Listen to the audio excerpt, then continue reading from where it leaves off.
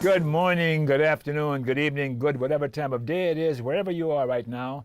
Thank you for tuning in to the Conversations with Dr. Don show. The show is produced and broadcast from the Portland, Oregon area. Now, for your first-time viewers, Conversations with Dr. Don is an ongoing series of one-hour standalone talk shows where I interview interesting people like most of you out there about who they are as unique, one-of-a-kind individuals, and about whatever it is we have decided to talk about. And we should have thrown that out because we're not going to do much talking. We're going to do some playing music and singing. And my guest this evening is a long-time friend of mine and a repeat guest on the show, Dave Lee. Pleasure to be here. Thank you, Don. Ongoing. Yeah, I was trying to think how many years I've known you. Is it around 15, maybe? You remind me of how old I'm getting. Let's don't go there. Maybe not. It's been at least a few weeks. Yeah. Yeah. Okay. Yeah. It's good to have you back again. It's good to be here. I'm looking forward to some more in the future too. And this is going to be a different show because, as I was saying a moment ago, there won't be much conversation. And there'll be music, and we'll say a few words about music from my standpoint and from Dave's standpoint. And since he's been on so many times in the past, we're going to have some new viewers watching this show, but we're going to do just a brief bio about who we are personally, so you get an idea a little more about how it is we are in our musical mode. So I think I'll start by telling you who I am. I was born in New Orleans, Louisiana, of red, white, and black Roman Catholic parentage on December 26, 1928. Today I am a-religious and accepting of all others. I'm a retired PhD clinical psychologist and present-day television broadcast journalist. I'm the 12th of 12 children, am married and am the father of 5 daughters by a first marriage. Politically, I'm a progressive populist activist. It's still hard to say. Still learning how to live lovingly. That's important to me that you know that. A few of my heroes include Jesus, Gandhi, Martin Luther King, and any other fellow human who is currently living lovingly. That's my personal stuff. Dave Lee, you got that ready down? I wrote it down. Boy, you took a whole bunch of time there and got it into a minute. It was like your elevator bio or something. That was good. Oh, really? It really was. Go as long as you want, sweetheart. Well, you know, I'm a musician, a recording engineer, but before that, I should say I'm a father first. My daughter Emily is 22 now, studying dance at Evergreen State College. She's been on your show. Yeah, terrific lady. And she's a wonderful young woman, dedicated to her art and her craft. So that's a cool thing. You bet. But yeah, I'm a musician. I play piano and keyboards and work regularly in the Portland, Vancouver area. And then for about 20 years, I've also operated a recording studio. So I've recorded my own CDs there, both the Dave Lee albums and then our new Melting Mergers belly dance album with my daughter on the cover. I'm sure there's a copy here somewhere. And they can go to your website and get more information about that stuff. Yeah, the Melting Mergers band is a Facebook thing. So if you go to Facebook, type in Melting Mergers, and our band will come up, and you can watch videos there and see photographs and read about our songs and that sort of thing. And then the Dave Lee Music website is where my recordings from, past years still live. So that's kind of what I am, I think. Are you going to surprise me this evening with some new thing I haven't heard before? I honestly don't know what I'm going to play. I know. I never. Fine. It'll be a surprise to you and me both. Wonderful, wonderful. Anything more personal about yourself that?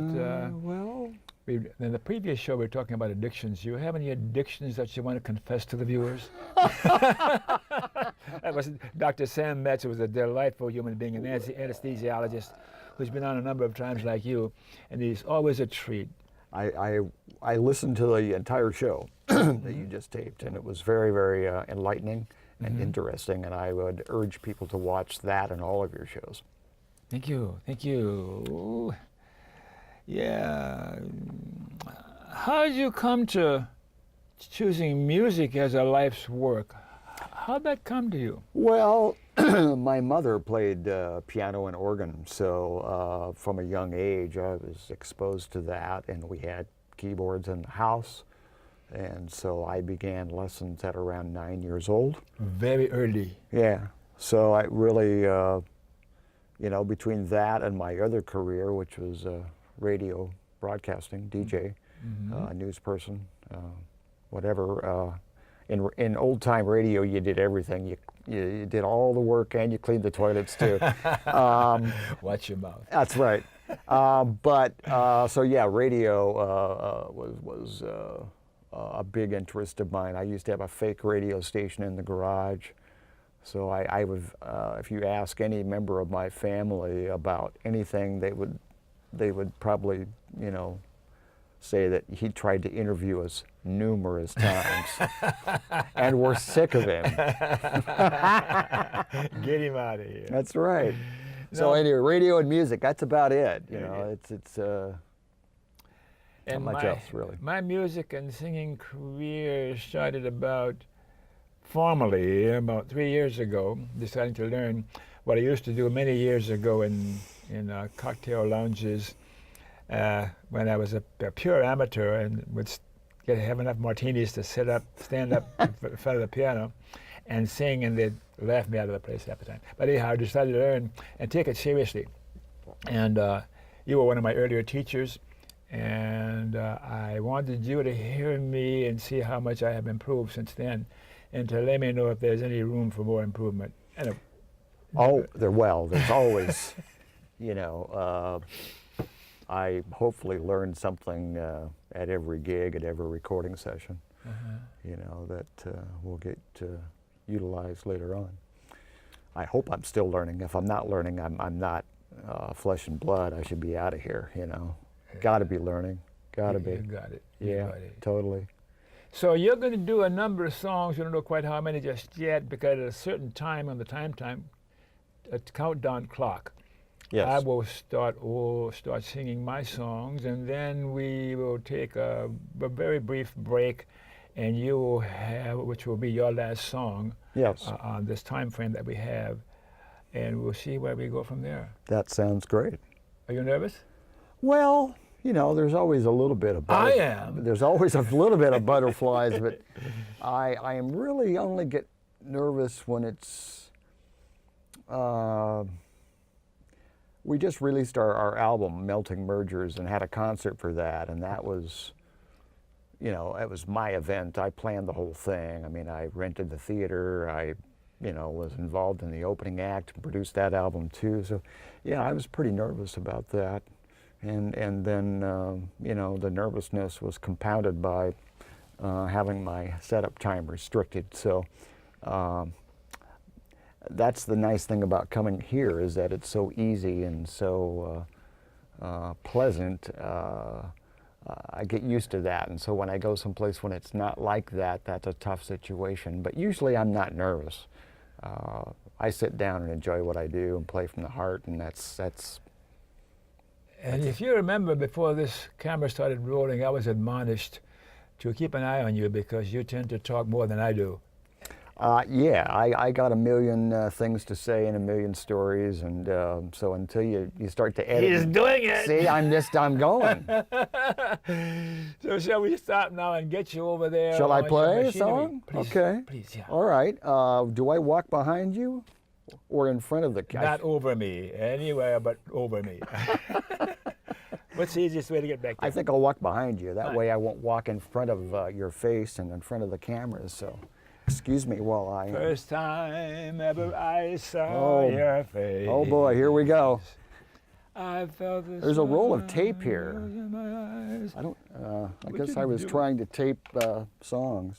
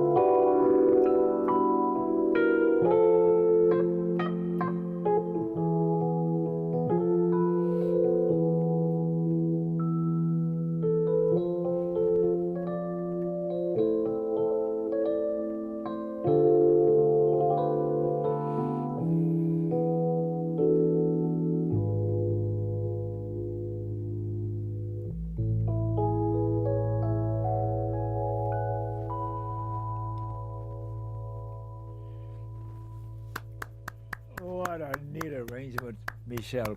I never know what you're going to do with an old traditional thing like that, but you always do marvelous. You really do. I recorded that back about 1997, 98, I think. I don't think back that far. I know. The same, now your theme, which you have in your show, which is on that same album. I remember. The album is called When Your Eyes Met Mine, and but I did a recording of Michelle on that album, and originally it was just going to be solo piano, and then my engineer had the brilliant suggestion to add upright bass and drums, and the bassist was Phil Baker, who is now bassist with Pink Martini, and then the drummer was Carlton Jackson, who's played with everybody in town, most known with Tom Grant. So yeah, their performance on that was just magical. It was just piano, bass, drums. Portland talent. Yeah, yeah. All right, what are you going to do for us next? Well, let's see. What should I do? I hope this is not going to make some noise here. I'll try to turn this thing down here and not tell you what my passcode is. Boy, I'm going to do a tune. This goes all the way back to first song,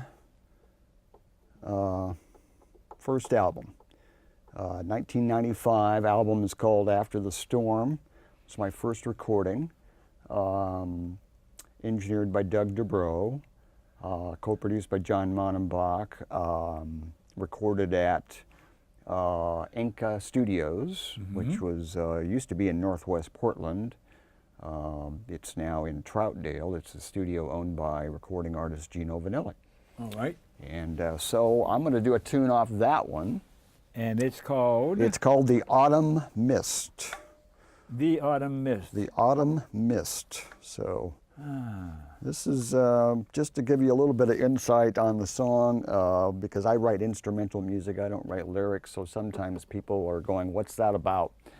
And this was about the loss of someone, and so the autumn mist is not necessarily the season, autumn, but it's that time period when you're grieving where things are a little dark, a little gray, a little misty maybe. Okay. Called The Autumn Mist.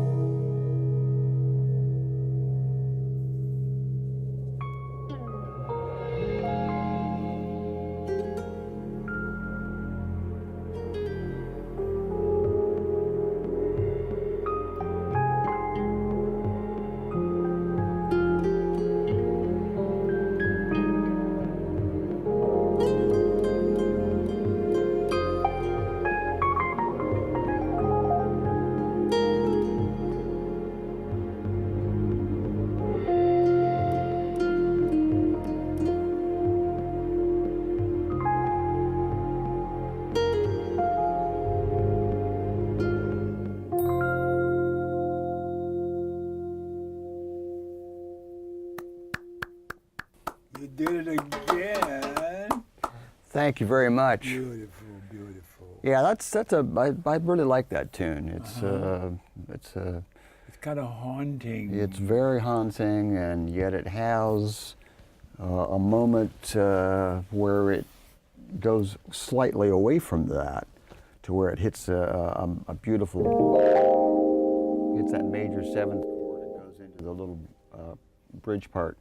And so it's that moment where the positive comes out, to where, yes, we've been melancholy, but we can get there. So by leading into that from the minor keys into the, it has a little more bright, a little more positive sound. So it kind of moves back and forth between those moods. And enjoyable to experience, in addition to listening to it. Yeah, I like the way it sounds, and I like the way it makes me feel. Mm-hmm. And I've had a fair number of people over the course of time when I play it, and people don't know the song, they don't know where they've heard it, yet they'll come up and say, "What was that song?"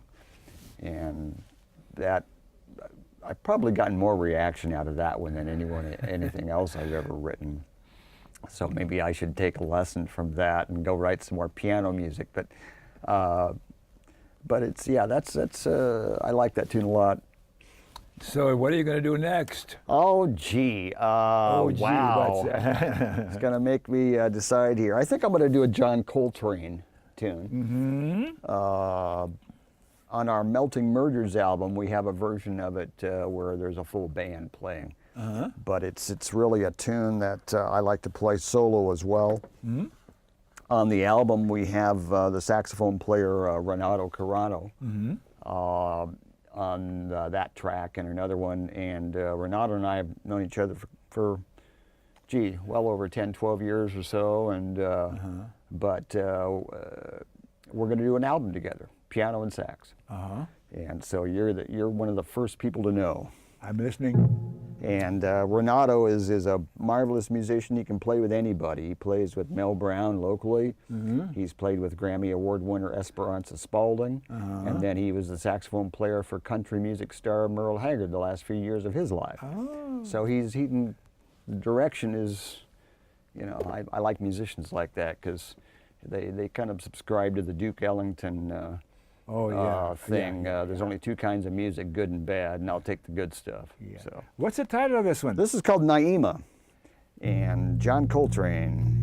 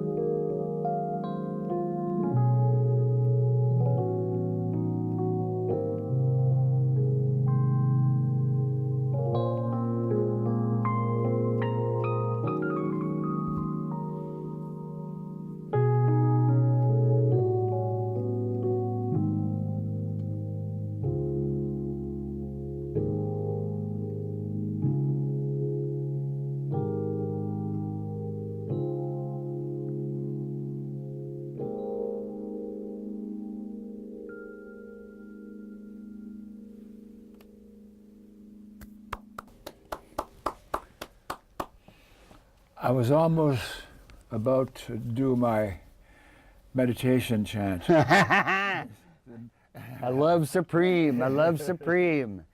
Yeah, it's yeah. You could go there easily. Yeah. And I can take you to a person who's a shamanic sound healer, who's could probably sing you some things and would heal you. Seriously. I'm available. Yeah, I've done 3 albums with this person. She uses Tibetan and crystal bowls and some drums, and then she sings, but the singing is not words, it's tones. Okay. And it's, have to hear it, but yeah. So we're going to have time for probably 2 more songs from you. Really? Okay. Before you have me in to do my thing. Okay, So well. what are we going to do next here, Dave? Well, let's see here. It's a good question. Boy,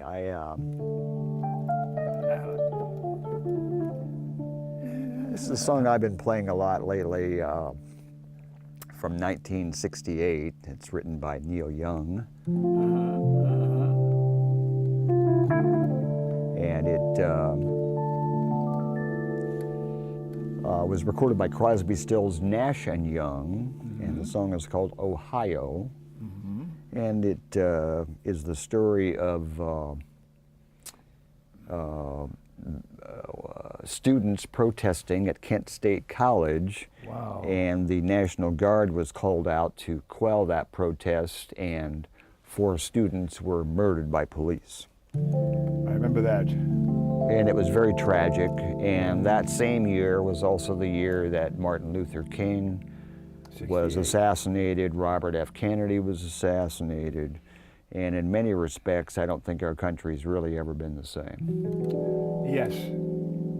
Yes. But anyway, this is a song that talks about that Kent State incident. It's called Ohio.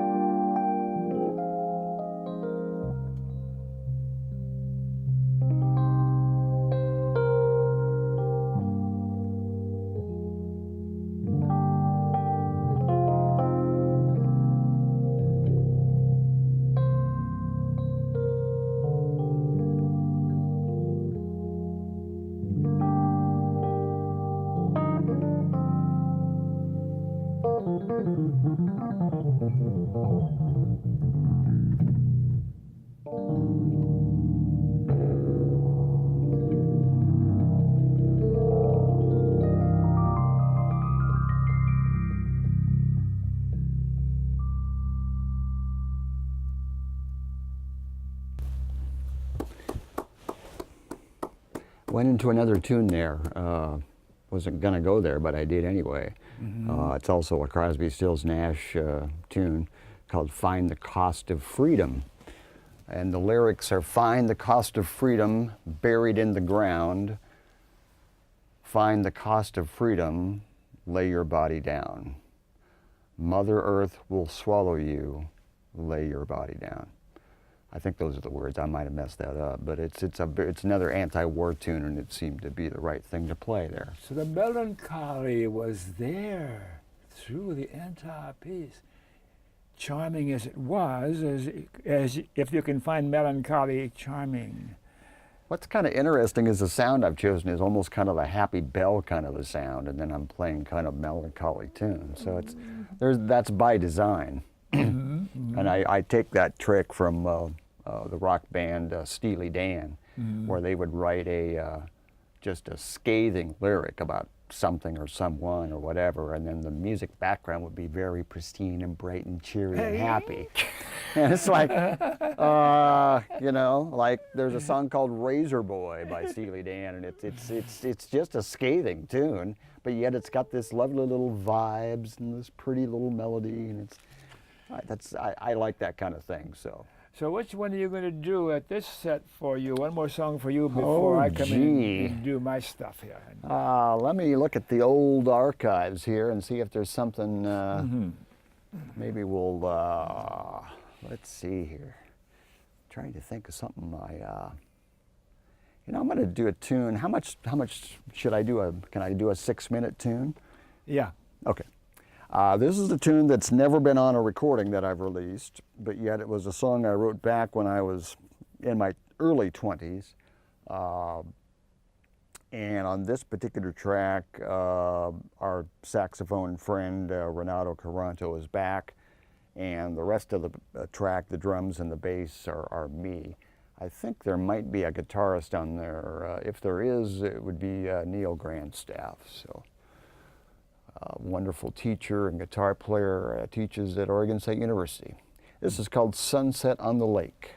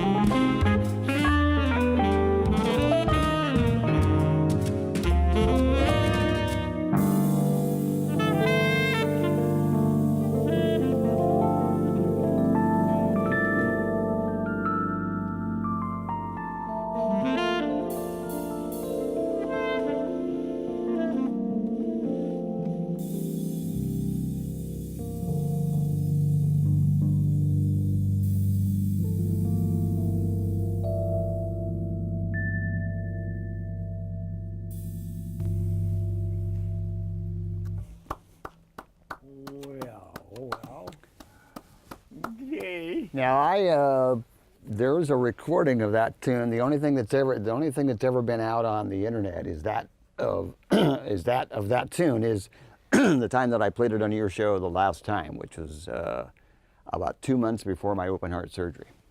So, for those that watched that particular show, sorry we repeated ourselves. Really, this is a signal that you're going to be entertained thoroughly. It was my first attempt at singing on television, and we'll see how it goes and see how well you trained me many years ago. All right? All right. All right. You know, this is... It looks like we're going to not close with you singing a song because the time is running low and there's probably just enough time for me to do my songs. That'll be perfect. And that'll be perfect. Then we'll skip the PSAs and go to the closing graphics. Okay. I'm glad somebody's driving the car. And it's not me. This is a great tune called You'll Never Know, written 1943 by a couple of great writers, Mac Gordon and Harry Warren. Among their compositions include Unforgettable by Nat King Cole. Mm-hmm. So they're two of the best. Yeah. And we hope you like this. Yes, we do. Don't be nervous now. Okay. Let's turn this thing up here. There we go. Mm-hmm. Okay.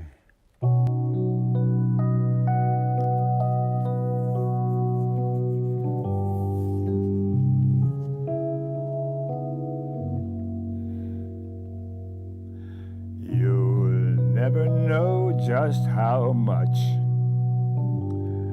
I miss you.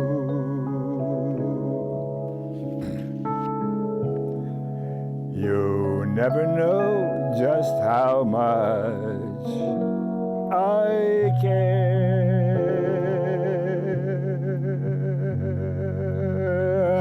And if I tried, I still couldn't hide my love for you. You ought to know, for haven't I told you so a million or more times? You went away and my heart went with you. Speak your name in my every prayer. If there is some other way to prove that I love you, I swear I don't know how. You never know if you don't know now.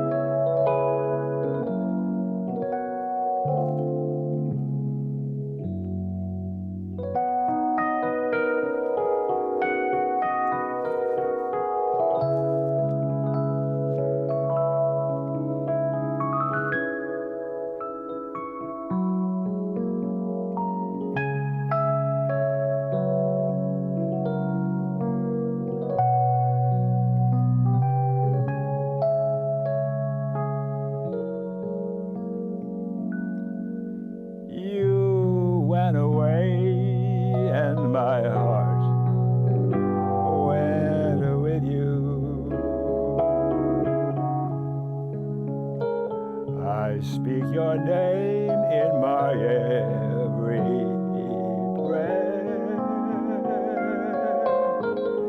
If there is some other way to prove that I love you, I swear I don't know how. You never know if you don't know now.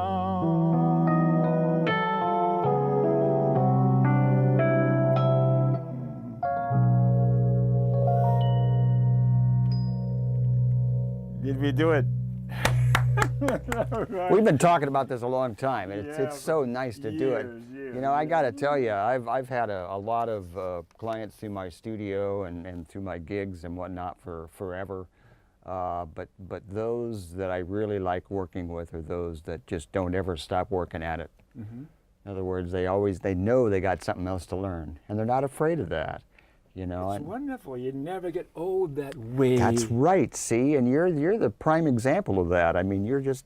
And in fact, I was saying this before we started the show that you know your name and your legacy shows up in my world almost every week. Because somebody's going, well, you know, things are tough and things are bad and all this kind of stuff, and I say, well, you know, check out my friend Don over here. He's 89. He's kicking your butt.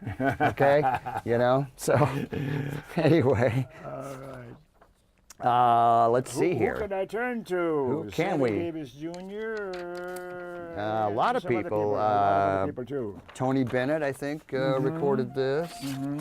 And I'm getting my music ready is what I'm doing here. And this is written by, another couple of great writers. Anthony Newley Yes. and yes. Leslie Bricussy. I hope I'm saying that right. But it's just a beautiful melody. We're kind of in the melancholy mode tonight. But that's okay. It seems like it. Oh, that's You know, fine. that's it's all a right. melancholy time of the year Well, or it's something. winter in America, I believe, is what our friend Gil Scott Heron said. Anyway, this is. It's one of my favorites. I'm glad you chose this.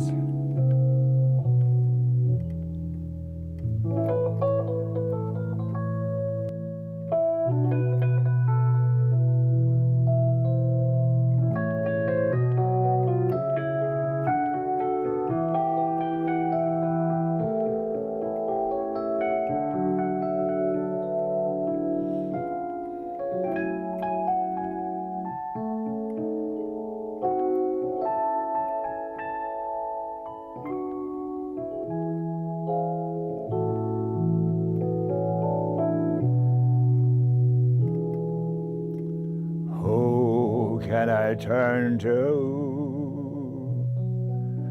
when nobody needs me? My heart wants to know, and so I must go where destiny leads me, with no star to guide me and no one beside me. I'll go on my way, and after the day, that darkness will hide me, and maybe tomorrow I'll find what I'm after. I'll throw off my sorrow, beg, steal, or borrow my share of laughter. With you I could learn to, with you on a new day, but who can I turn to if you turn away?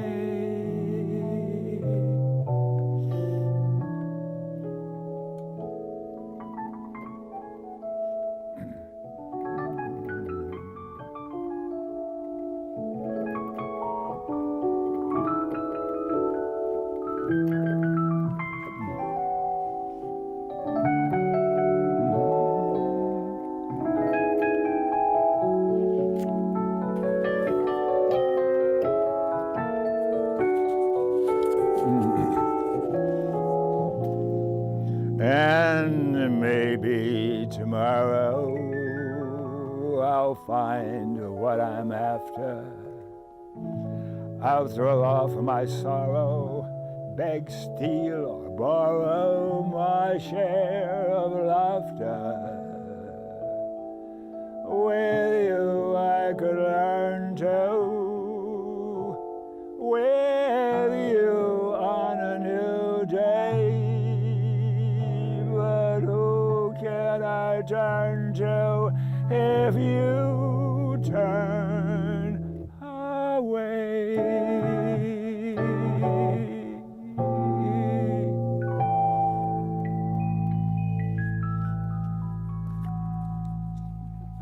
We got through that sucker. Yeah. You know, it's I've been lucky to hang out with some really, really great accompanists, you know, because it's a different, I play a lot of solo piano gigs, and so in that kind of context, I'm the whole band. So I'm playing the melody, and I'm the rhythm, I'm the bass line, I'm everything. And so when I have a singer, I have to forget about all that and go over here and go, stay out of the way and provide the, the right support. So I hope I'm close. You're fine. We're gonna do Alfie. Yeah, Burt, Yeah. Burt Bacharach and Hal David had a run in the middle 60s, better than a lot of people. And they had a string of hits, and they just, for a few years there, they could do nothing wrong. I know. It was just an amazing run. And Alfie has been my favorite Yep. song all my life. I think, yeah. So shall we do it? You know, real quick, I got to tell you a quick story. I was playing a gig at a local hotel, and I played Alfie. And I had finished the tune, and this gentleman came up, Hispanic gentleman, and was almost in tears. He says, Alfie was my favorite song. And he puts a $100 bill on the piano. Woo. Yeah, and it was like, I think it was his favorite song. But it's a beautiful melody, Burt Bacharach's best. Here we go.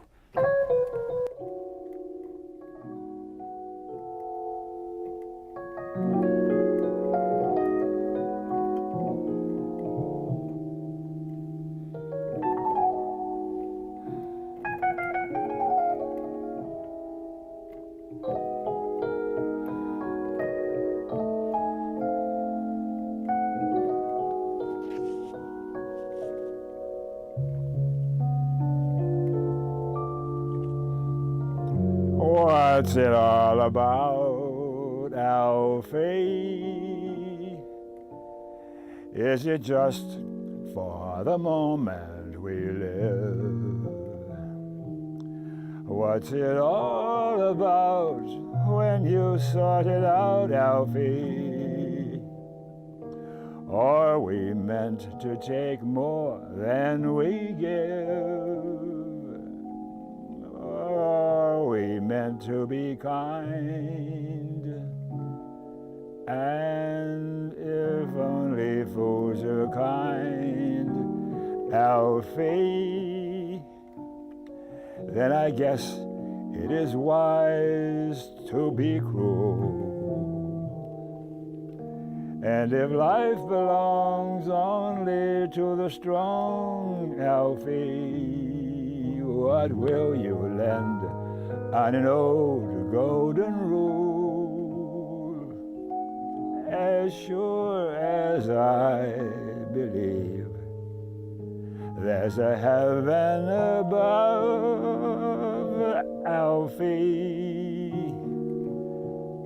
I'm sure there's something much more, something even non-believers can believe in.